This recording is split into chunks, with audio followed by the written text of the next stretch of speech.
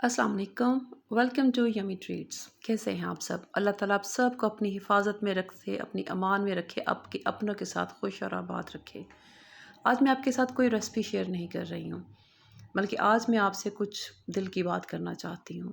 और मैं चाहती हूँ कि आप भी मुझे बताएं कि इस बारे में आपकी क्या राय है। कमेंट सेक्शन में मुझे आपका राय चाहिए। लेकिन आज की वीडियो शुरू करने से पहले, मैं अपनी बात शुरू करने से पहले, आप पहले ये देखें। أفنان فؤاد شاكر الغنام محمد علاء محمد أبو هلال. الحمد لله رب العالمين. هاي اسنانه لو اللي قاعد بطلع على قلبي يا بابا. روح فوق العابك حتلاقيهم فوق. الاغاني اللي على الجوال اللي لك هتلاقيهم فوق. فوق احسن يا بابا من هاي. فوق احسن بكثير يا حبيبي. طلعنا نياب خلي بالك. تعال امسك اياه.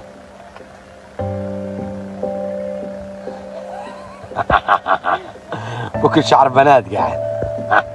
ايوه محمد هذا بكر. هذا بكري. بكري عمري هذا عمري. والله عمري. والله عارف كل من شافه حبه. كل من شافه ريحه على القلب البني ادم خفيف نص مكان. وذكي جدا جدا ما شاء الله عليه. ولكن مش حيغلى على اللي خلقه يعني. ربنا اكرمني فيه وطلبه فالحمد لله.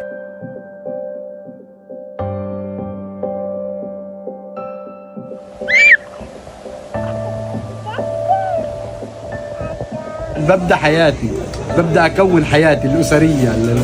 نبدأ مع زوجتي نبني حياتنا.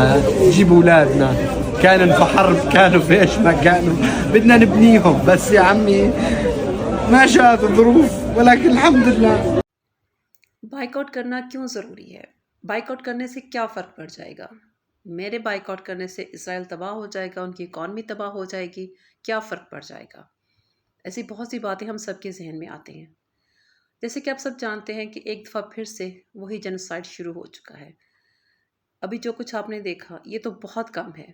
ये वो मनाज़र हैं जो हम देखने की हिम्मत नहीं रखते, लेकिन हमारे बहन भाई वहाँ पे ये ज़िंदगी जी रहे हैं। वो मासूम बच्चे जिन्हें अभी इस दुनिया को देखना था, जिन्हें समझना था, वो इस दुनिया में खिलने से पहले ही वो फूल मुरझा रहे हैं।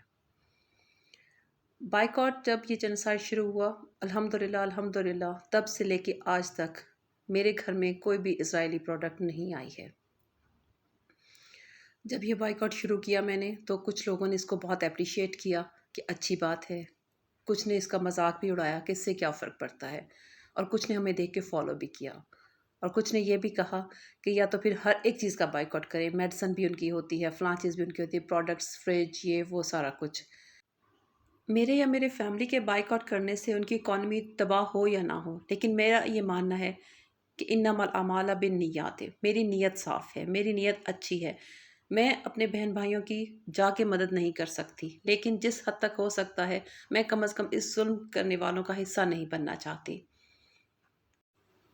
कतरा कतरा मिलके दरिया बनता है। अगर हम सब मिलके, और कुछ नहीं, मैं अपनी बहनों से बात कर रही हूँ जो हम हाउस वाइफ्स हैं, जो हम घर में होते हैं, हमें अपने हमारी जो आवाम है, मैं अपने भाइयों से बात कर रही हूँ ये, कि हम और कुछ नहीं कर सकते तो हम कम से कम उस जुल्म का हिस्सा तो मत बने। अगर हम उस जुल्म को रोकने की हिम्मत नहीं रखते तो हमें उस जुल्म का हिस्सा भी नहीं बनना है।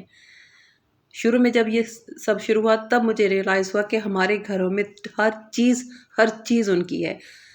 सर्फ़, साबुन, कुकिंग ऑयल, क्या क्या चीज़ें हैं जो कि हम सारी की सारी उनकी इस्तेमाल कर रहे हैं।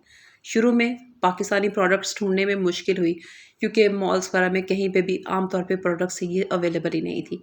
लेकिन अब हर जगह अवेलेबल हैं। आपको थोड़ा सा सर्च करना पड़ता है, थोड़ा सा ढूंढना पड़ता है। अक्सर लोग कहेंगे जी इनकी क्वालिटी उतनी अच्छी नहीं है। ना हो अच्छी, कोई फ़र्क नहीं पड़ता, मुझे उस चीज़ से कोई फ़र्क नहीं पड़ता। मैं लो क्वालिटी की चीज़ खाने के लिए भी तैयार हूँ, मैं लो क्वालिटी की चीज़ इस्तेमाल करने के लिए भी तैयार हूँ। लेकिन मेरा दिल नहीं मानता कि जो पैसा हम उनको दे रहे हैं, उन्हीं पैसों से हमारे बहन भाइयों का, हमारे मासूम बच्चों का कत्लेआम हो रहा है। आपकी इस बारे में क्या राय है? क्या आपके ख़्याल में ये ठीक है? क्या आपके ख़्याल में वाक़ई बॉयकॉट करने से फ़र्क पड़ता है या नहीं पड़ता है? थोड़े अरसे के लिए सीज़ फायर हुआ और अब दोबारा से वही सब कुछ, वही जुल्म शुरू हो चुका है। خدا کا واسطہ ہے، آپ اگر کچھ نہیں کر سکتے تو اس طرح سے کم از کم اپنا اتنا سا حصہ تو ضرور ڈالیں۔ وہ چڑیا والا واقعہ ایک روایت ہے، آپ سب نے یقیناً سنا ہوگا، اکثریت نے سنا ہوگا۔ جب حضرت ابراہیم کو آگ میں ڈالا جانے لگا تو ایک چڑیا منہ میں پانی کا قطرہ لے کے اس آگ کو بجھانے کے لیے آئی۔ کسی دوسرے پرندے نے کہا کہ اس سے کیا فرق پڑتا ہے، اس سے تو آگ نہیں بجھے گی، لیکن اس چڑیا کا جواب تھا کہ میں چاہتی ہوں کہ قیامت کے دن میرا نام بھی آگ بجھانے والوں میں شامل ہو۔ ہمیں خاموش تماشائی نہیں بننا، ہمارے پاس وہاں جا کے کچھ کرنے کی پاور نہیں ہے، ہمارے پاس اتھارٹی نہیں ہے، لیکن ہمارے ہاتھ میں یہ پاور ہے اور اس سے بہت فرق پڑتا ہے۔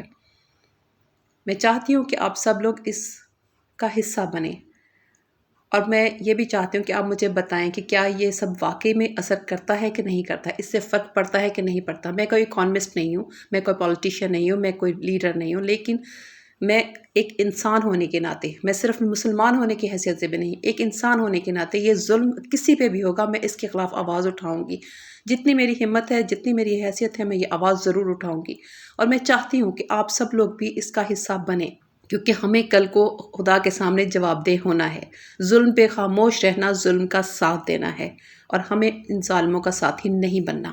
اللہ آپ سب کو اپنی حفظ و امان میں رکھے اپنے پیاروں کے ساتھ۔